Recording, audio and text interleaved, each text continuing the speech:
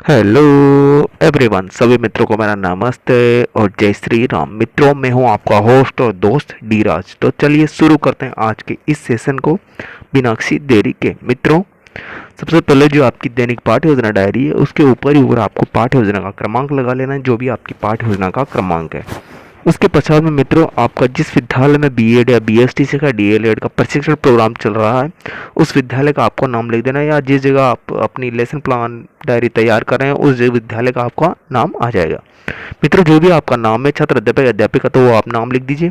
आज अपन कक्षा 7 की पाठ्य योजना तैयार करें तो कक्षा 7 हो जाएगा, विषय हो जाएगा आपका इतिहास विषय। इतिहास विषय के आज अपन पाठ्य योजना तैयार करेंगे। मित्रों, आज का जो अपना प्रकरण है वो है भारत के इतिहास में परिवर्तन। तो इस प्रकरण के ऊपर पाठ्य योजना तैयार करेंगे। मित्रों, जिस क्लास में आप बना रहे वो क्लास और वो दिनांक बनाए, जिस दिनांक का समय हो जाएगा आपका 36 मिनट। मित्रों, अब तक आपने हमारे चैनल को सब्सक्राइब नहीं किया तो प्लीज़ चैनल को सब्सक्राइब कर लीजिए, ताकि आपको आने वाले वीडियो की नोटिफिकेशन सबसे पहले मिल सके, आप उन वीडियो को सबसे पहले देख सकें। मित्रों, इसके पश्चात में जो आपकी नेक्स्ट हेडिंग आती है वो है आपके शिक्षण के उद्देश्य। तो हेडिंग लगा लीजिए शिक्षण के उद्देश्य। इसके अंदर आपको 3 कॉलम बना ली, क्रम संख्या, शिक्षण के उद्देश्य और अपेक्षित व्यवहारगत परिवर्तन। ये तीनों कॉलम बनाने के पश्चात के अंदर आपको शिक्षण उद्देश्य के बारे में थोड़ा बता दें। शिक्षण के उद्देश्य होते क्या है? शिक्षण के उद्देश्य तात्पर्य है कि छात्र, अध्यापक और शिक्षक द्वारा जब बच्चे को शिक्षण करवाया जा रहा है तो इस शिक्षण से बच्चे के अंदर क्या परिवर्तन आया है, बच्चा ये शिक्षण करके अपने आप में क्या परिवर्तन ला सकता है, वो इसके क्या हो जाएंगे शिक्षण के उद्देश्य। तो पहला शिक्षण का उद्देश्य हो जाएगा ज्ञानात्मक।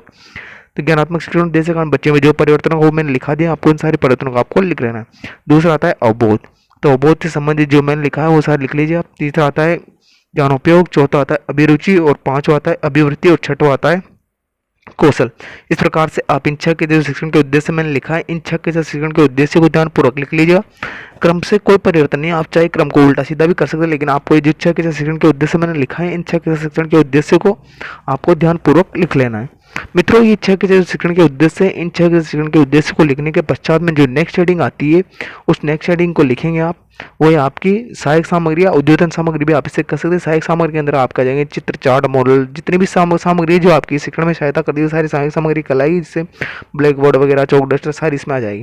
नेक्स्ट हेडिंग हो जाएगा आपका पूर्व ज्ञान। तो पूर्व ज्ञान में लिखेंगे आप विद्यार्थियों या बच्चों, आज हम भारत में हुए परिवर्तनों के बारे में, जो भारत के इतिहास में जो परिवर्तन के बारे में विस्तार पूर्वक चर्चा करेंगे। तो नेक्स्ट हेडिंग हो जाएगी आपकी इसके अंदर प्रस्तावना प्रश्न। प्रस्तावना प्रश्न नेक्स्ट हेडिंग लगा लीजिए। प्रस्तावना प्रश्न हेडिंग लगाने के पश्चात में मित्रों इसके अंदर आपको 2 कॉलम बनाने, विद्यार्थी, छात्र, अध्यापक क्रियाएं और विद्यार्थी क्रियाएं। ये 2 कॉलम बनाने के पश्चात मित्रों मैं आपको बता दीजिए, जो प्रस्तावना प्रश्न होता है आपके पाठ्य योजना का सबसे महत्वपूर्ण भाग होता है। कहने का मतलब है जितनी अच्छा आपका प्रस्तावना प्रश्न होगा या जितने प्रभावपूर्ण आपके प्रस्तावना प्रश्न होंगे, आपके पाठ्य योजना उतनी प्रभावपूर्ण या उतनी रुचिकर बनेगी। तो इसके अंदर आपको बच्चों से कम 4 प्रश्न लिख सकते हैं, 6 या 7 प्रश्न आप इसमें बच्चों से पूछ सकते हैं। आपको इन प्रश्नों को लिख लेना है। नेक्स्ट शेड्यूल हो जाएगा आपके उद्देश्य कथन। उद्देश्य कथन में लिखेंगे बच्चों, आज हम भारत में हुए इतिहास में परिवर्तनों के बारे में विस्तार पूर्वक अध्ययन करेंगे। जो पाठ का जो विकास है वो प्रश्नोत्तरी विधि या व्याख्यान विधि के द्वारा किया जाएगा। और जो नेक्स्ट हेडिंग हो जाएगा आपकी प्रस्तुतिकरण। प्रस्तुतिकरण हेडिंग लगाने के पश्चात इसके अंदर आपको 3-5 कॉलम बनाने हैं। शिक्षण बिंदु, छात्र, अध्यापक क्रिया, विद्यार्थी क्रिया, सहायक सामग्री और श्यामपढ़ कार्य। ये सारी चीज लगाने के पश्चात में देखिए मैंने जो छात्र अध्यापक कथन लिखा उसको लिख लीजिए आप। विद्यार्थी क्रिया में जो लिखा है विधि हो जाएगी आपकी व्याख्यान विधि, और जो श्यामपढ़ कार्य इसको परिपूर्ण कर लीजिएगा। इस तरह से आपको जो मैंने संपूर्ण सार इसमें लिखा है उस छात्र अध्यापक कथन वगैरह को सारी चीज़ों को लिख लीजिए। नेक्स्ट इसके अंदर आते हैं आपके जो बोध प्रश्न, तो उन बोध प्रश्नों को भी आप ध्यानपूर्वक लिख लीजिए। मित्रों, अगर आपको ये पेज कंप्लीट हो गया है तो इसके अंदर आपको फिर से वही 5 कॉलम बनाने, शिक्षण बिंदु, छात्र, अध्यापक क्रिया, विद्यार्थी क्रिया, विधि, सहायक सामग्री और श्याम प्रकार। इस तरह से 5 कॉलम बनाने के पश्चात में जो आपका ये हो जाएगा तो इसके अंदर जो द्वितीय शिक्षण बिंदु है वो द्वितीय शिक्षण बिंदु को लिख लीजिए आप। इतिहासकार एवं उनके स्रोत, जो उसके द्वितीय शिक्षण बिंदु से संबंधित जो मैंने सारी चीज़ लिखा है, छात्र अध्यापक कथन वगैरह सारी चीज़ों को लिख लीजिए आप। छात्र अध्यापक कथन, विद्यार्थी क्रिया हो जाएंगे, विद्यार्थी ध्यानपूर्वक सुनेंगे, विधि चल रही है आपकी व्याख्यान विधि, और जो श्याम प्रकार है उसको आप परिपूर्ण कर लीजिए। जो मैंने आपको छात्र अध्यापक कथन में महत्वपूर्ण बिंदु को छांट लीजिए, इसको आप परिपूर्ण कर। इसके पश्चात जो तृतीय शिक्षण बिंदु आता है आपका, दोस्त तृतीय शिक्षण बिंदु को लिख लीजिए। पुराने एवं नए धर्म।